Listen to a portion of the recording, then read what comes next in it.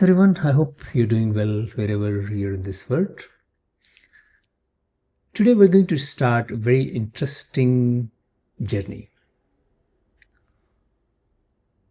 I'm going to share some stories, legendary stories from across the world. The stories with a really deep message. The story with which people can relate to themselves, which resonate with their heart. The story which has a message that makes our heart and mind see what thoughts normally cannot make us say. A story which can knock the door of our subconscious and can help us transforming our life. So with that beautiful intention, I'm going to share today a story about a monkey and crocodile. The title of the story is The Heart on the Tree. This is episode 1. This is taken from Panchatantra. Panchatantra has a very interesting way of telling you stories which illustrate animals. But those animals are very interesting. They can speak like humans. They can express their emotions very well.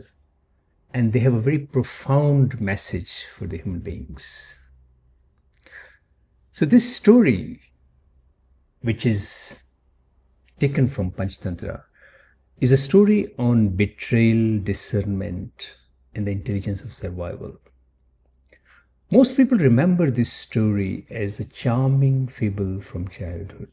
There's a monkey, there is a river, some sweet fruits, a clever escape. Looks very simple. But Panchatantra was not merely a collection of stories, animal stories for children. It was a manual of political intelligence, ethical discernment, strategical advice, and psychological realism.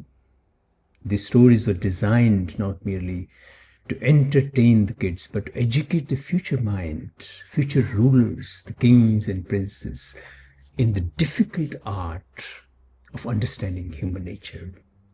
And human nature, we know, is not always as sweet as the fruit it eats. The story of monkey and crocodile is not just about betrayal. It's about fragile relationship between kindness and wisdom. It asks a question which is even deeply relevant today. How does a good-hearted person, a kind-hearted person, survive in a world where not every hungry being is harmless? So there was a monkey who was living on a tree by the riverbank. It's like having a riverfront property with abundance of resources at your disposal. The tree was his word. The tree was full of fruits. It gives him food, shelter, height, and safety. It was not only his home, it was the center of his being. From its branches, he could see the river, the sky, movement of the life below and above. So in symbolic sense, tree represent his inner rootedness. It's a place from which we act, and we are stable, and we're nourished and connected to ourselves. In yoga, we call it Muladhara chakra. The monkey lived there peacefully, and because he was living in abundance, he became very generous. So this is often the psychology of abundance. When we feel full, we naturally want to share. A person who is inwardly rich does not calculate every fruit. He gives because giving feels like an extension of his own wholeness. But one day a crocodile appeared. He came to the riverbank. He was hungry. The monkey saw him and threw him some fruits. The crocodile ate the fruits. The fruits were sweet. He ate a few more. very sweet fruits. And from that day, the crocodile began to return. So every day he was giving him some fruits to eat, sweet fruits. So they start getting familiar with each other. There was conversations, familiarity, and what appeared to be friendship. But this is where Panchatantra begins the quite philosophical warning. Repetition is not the same as loyalty. Someone may return to you every day and still not truly see who you are. They may enjoy your generosity without understanding your dignity. So in modern language, we might say the crocodile enjoyed the benefits of friendship before he had actually developed the moral structure required for friendship. So which is a very elegant way of saying he liked the free fruit, or he was a free rider. Now, every day the monkey gave and crocodile received. And somewhere between giving and receiving, the monkey began to trust him. Now, this is not foolishness from monkey. Trust is not a defect. It's one of the most beautiful capacity of the human heart. But trust can become dangerous when it is not accompanied by discernment, Viveka. In Sanskrit literature, the discernment is called Viveka, the ability to distinguish between appearance and reality, between the pleasant and the good, between the one who comes to share and the one who comes to consume. Without Viveka, kindness can become naivety. And naivety is kindness without philosophical training. So it's very important to understand these boundaries. Now, one day, the crocodile took some fruit home to his wife. She tasted it and was astonished by the sweetness of the fruit. But instead of gratitude, she said, "The fruit given by a monkey is so sweet. But imagine how sweet his heart must be." Now, this is a remarkable psychological moment. A healthy mind receives sweetness and feels thankful. A distorted mind receives the sweetness and immediately asks, how can I possess the very source of it? So this is the moment from appreciation to appropriation. So the crocodile does not merely want the fruit. Sorry, the crocodile's wife doesn't want merely the fruit. She wants the heart behind the fruit. She wants to consume the very origin of the monkey's generosity. And this is one of the darkest truths of human relationship. Some people do not want your gifts. They want your essence. They want your attention, your emotional labor, your innocence, your creativity, your loyalty, and your inner light. They do not ask, how can I honor this person? They ask, how can I use this person? And this is the moment when the relationship becomes an extraction. Or put it less academically, some people are not looking for friendship. They're looking for a buffet.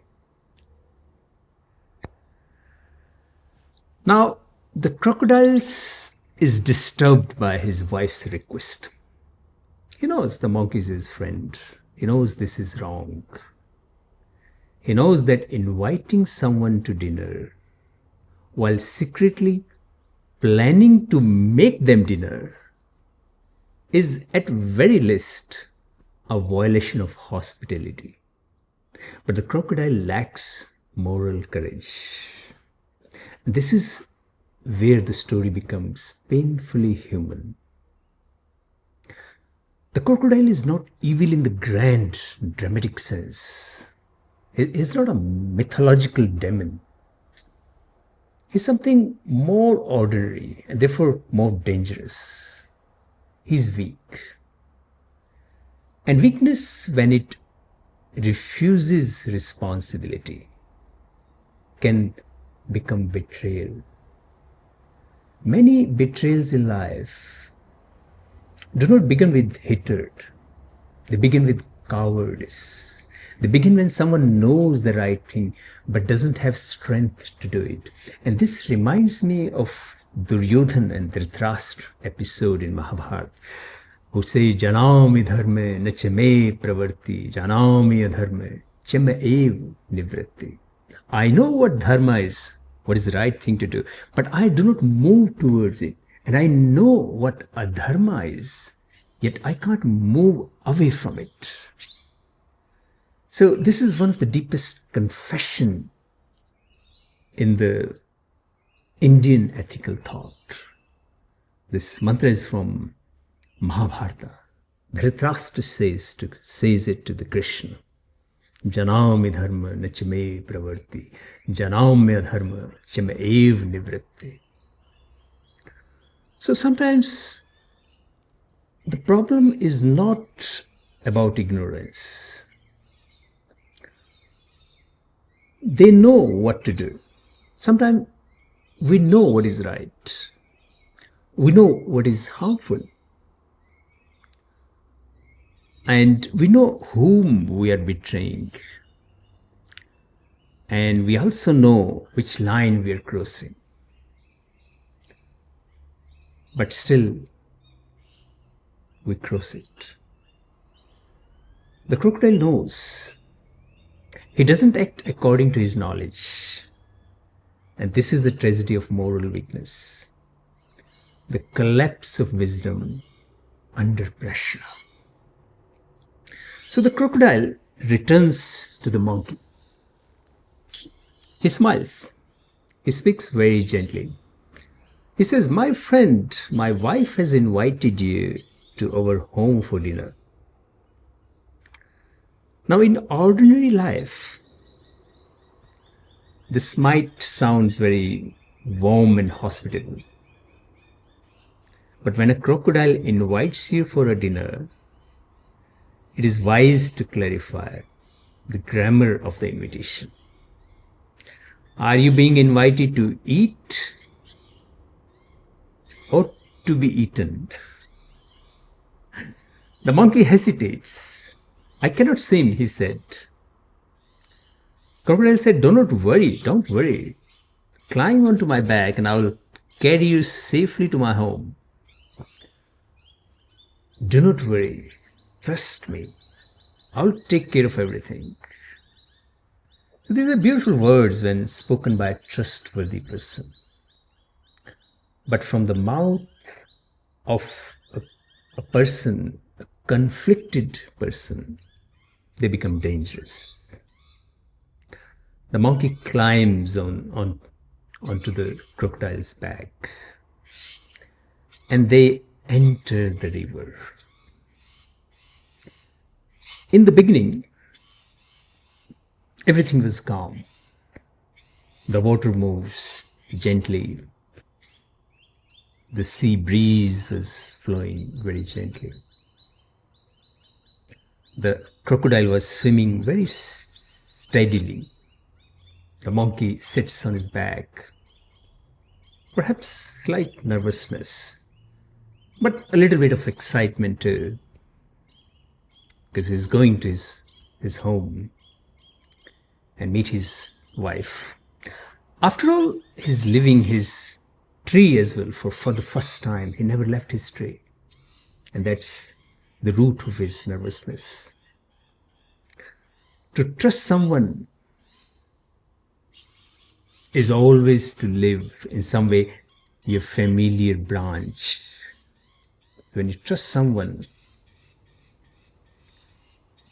and you're living behind your familiar branch, you're stepping away from the place where you're the strongest. You enter another person's territory. You allow yourself to be carried by forces you do not fully control. And that is why trust is sacred. Trust always involves vulnerability. The tree grows smaller behind the monkey. And then in the middle of the water, the crocodile speaks. My friend, I must tell you the truth. My wife doesn't want to feed you. She wants to eat your heart. Now, there are moments in life when a single sentence changes the entire discourse of a relationship. Before that sentence, he was a guest. The monkey was a guest. After that sentence, he was a prey. Before that sentence, he was a guest. After that sentence, it was all about strategy. The monkey realizes that he's in deep water, literally as well as existentially. He's far away from his tree. He cannot swim. The one who is carrying him is also the one who is planning to destroy him. And this is what crisis means. He was in deep crisis. Crisis means the collapse of the assumptions that made you feel safe. Now, if this were a modern dramatic film, the monkey might scream, cry, accuse, or deliver a long emotional speech about betrayal. But Panchatantra is wiser than melodrama. The monkey doesn't waste energy trying to morally educate the crocodile in the middle of a river. And this is a very useful lesson. There are moments when explanation is not liberation. There are moments when arguing your worth for your worth is simply another way of drowning. The monkey understands that in deep water, emotional excess is a luxury. He needs clarity. He needs composure. He needs Viveka. So he becomes still, quiet, silent. And that stillness is not passivity. It's intelligence gathering itself. The monkey says, my dear friend, why didn't you tell me before? I would have brought my heart with me, but I have left it on the tree. Now, this is one of the most brilliant moments in the world of storytelling. The monkey lies, but his lie has a deeper truth in it. The physical heart cannot be left on tree, but symbolically, a symbolic heart can be. His real heart, his awareness, his dignity, his safety, his rootedness, his muladhar belongs to the tree. It belongs to the place where he is not vulnerable to manipulation. So he was right in a metaphor. The crocodile, unfortunately, is not, or fortunately, is not trained in symbolic interpretation. He took the statement literally. And this is the disadvantage of being powerful but unimaginative. He thinks, oh yeah, of course, the heart is on the tree. Greed has a strange effect on intelligence. It narrows the mind. The crocodile knows the currents of the river, a powerful species, but he doesn't understand the currents of the meaning. So he turns back. Now, not because he become ethical, but because not because he suddenly discovered compassion, but because his desire, his greed has made him foolish. So he turned back to the tree, and when they reach the riverbank, the monkey jumps, leaps from the crocodile's back and climbs on the highest branch of the tree.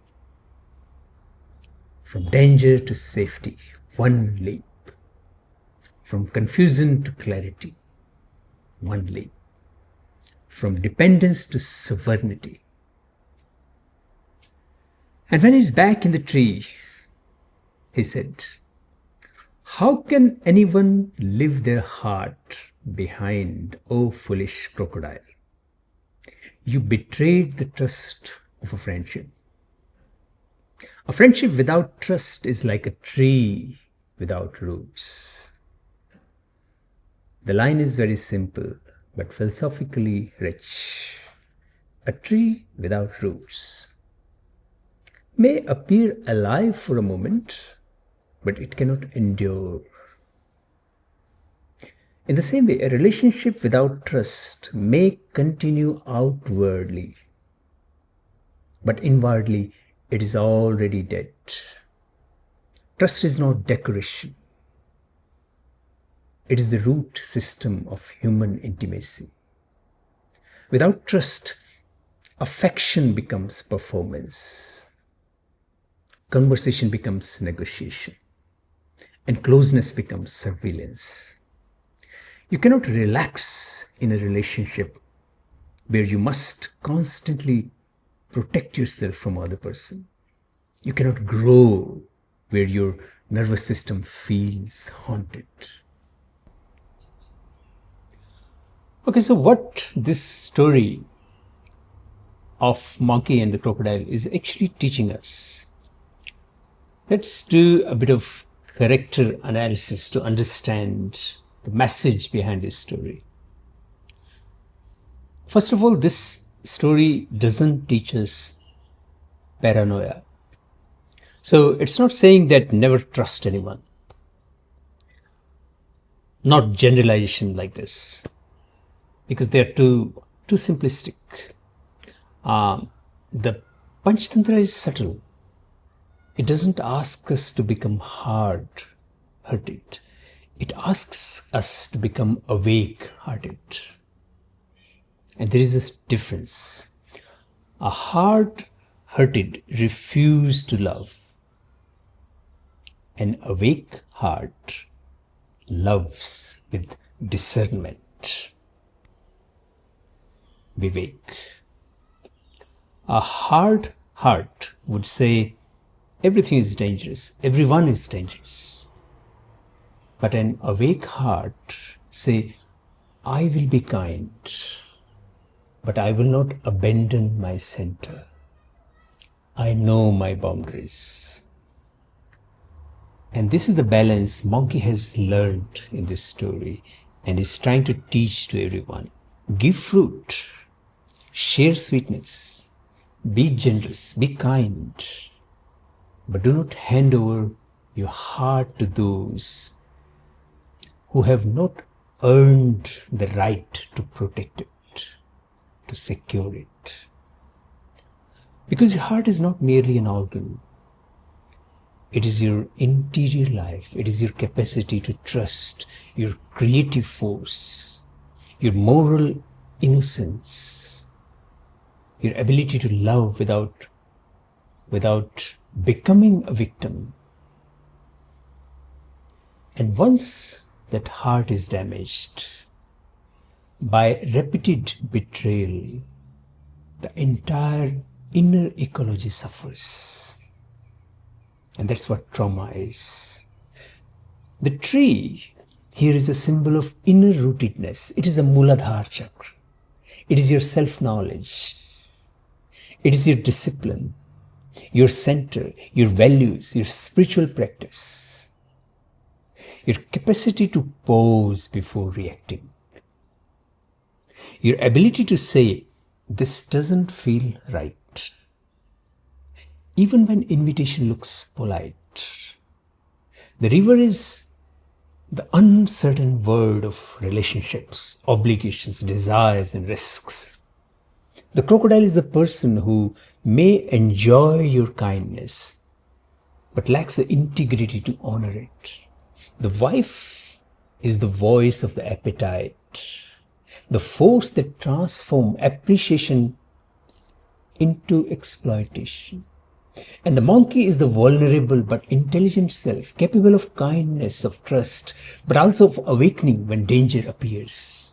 The genius of the story is that it doesn't divide the world into simple categories of goods and evils. It gives us a moral, mature philosophy. The crocodile is not purely monstrous. He's just morally weak. The monkey is not purely innocent. He's strategically innocent, strategically intelligent too. When the time comes, when the crisis comes. The wife is not merely hungry. She's desire without ethical restraint. And this is why Panchatantra remains relevant even today. It understands that human beings are mixed, unstable, and often governed by impulses they do not fully examine. This is why wisdom is necessary, not because word is evil, but because the word is complicated. And now the story turns towards us, because it is very easy to judge the crocodile, the monkey, his wife. Very satisfying. We can sit comfortably and say, what a terrible friend, about crocodile. But philosophy begins when judgment becomes self-inquiry. So we must ask, where am I feeding fruit to someone who doesn't honor my heart? Where have I mistaken dependency for friendship? Where have I confused someone's need for my presence with love for my being? Where have I ignored the quiet intelligence of my own discomfort? And more painfully, where am I the crocodile? Where do I know the right thing but fail to act on it? Where do I betray someone's trust because I'm too afraid to disappoint someone else? Where do I allow external pressure to corrupt my inner dharma, my responsibility?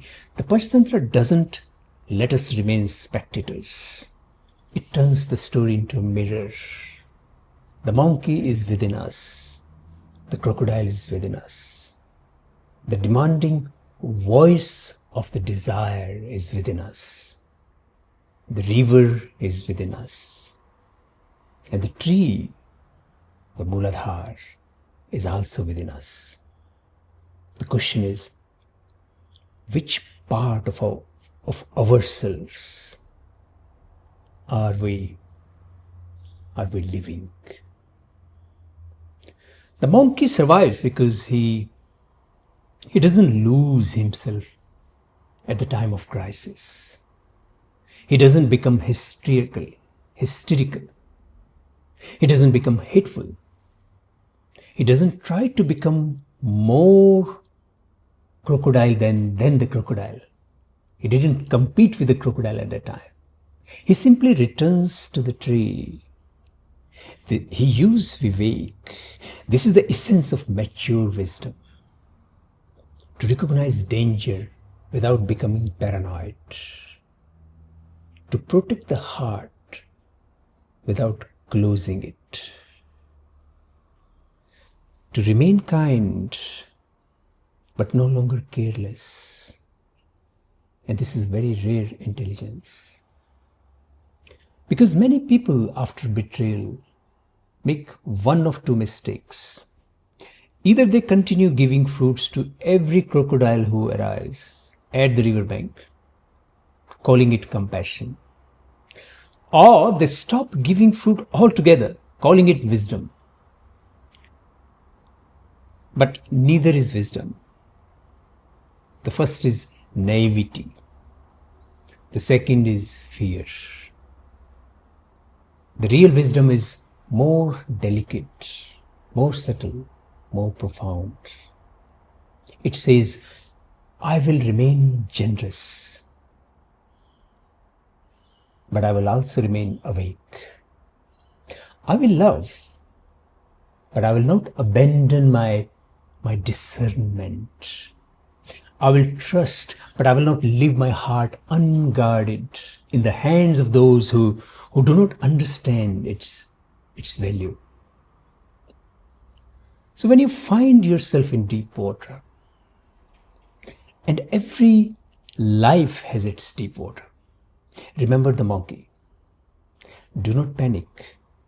Do not waste your breath explaining ethics to someone who has already decided to make a meal out of your kindness. There is no point doing that. Do not confuse emotional intensity with effective action.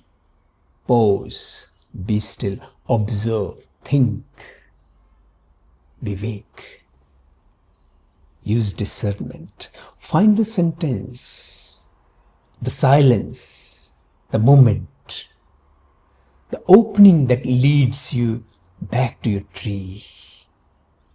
Because you may not control the river, you may not control the crocodile, you may not control the appetite of those who misunderstand your sweetness, but you can cultivate Viveka.